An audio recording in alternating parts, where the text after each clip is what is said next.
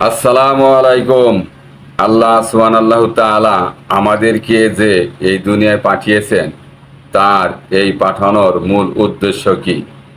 মানুষ যতক্ষণ পর্যন্ত তার কাজের উদ্দেশ্য নির্ণয় করতে না পারে, ততক্ষণ পর্যন্ত সে তার কাজে সফলতা করতে পারে না। সুতরাং আমরা যদি আমাদের জীবনের উদ্দেশ্য নির্ণয়ে সমর্থ হই, তবে নিশ্চয়ই আমাদের সফলতাও আসবে। আমরা কোথায় ছিলাম, আবার কোথায় ফিরে যাব? কে আমাদের সৃষ্টিকর্তা? তিনি কি চান আমাদের থেকে? এ সকল প্রশ্নের সঠিক উত্তর যদি আমরা খুঁজে পাই, তবেই আমরা আমাদের জীবনের উদ্দেশ্য সম্পর্কে সঠিক ধারণা লাভ করতে পারব। আমাদের বুঝতে হবে যে এই পৃথিবী হলো আমাদের পরবাস। পরবাসে কেউ কখনো স্থায়ীভাবে থাকে না।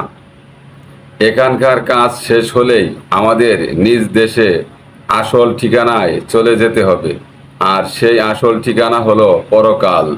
পৃথিবী যে আমাদের জন্য পরবাস, সেই বিষয় কিছু উদাহরণ শোনাতে চাই।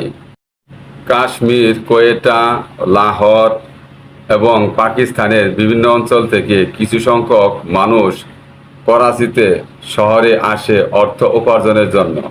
তারা কঠোর পরিশ্রম করে অর্থ জমা করে। অতঃপর যখন তারা নিজ এলাকায় ফিরে যায়, তখন তারা তাদের ওই উপার্জিত অর্থ সঙ্গে করে নিয়ে যায় এবং নিজ এলাকায় ওই অর্থের বিনিময় স্বাচ্ছন্দ্য ও তৃপ্তি সহকারে বসবাস করে।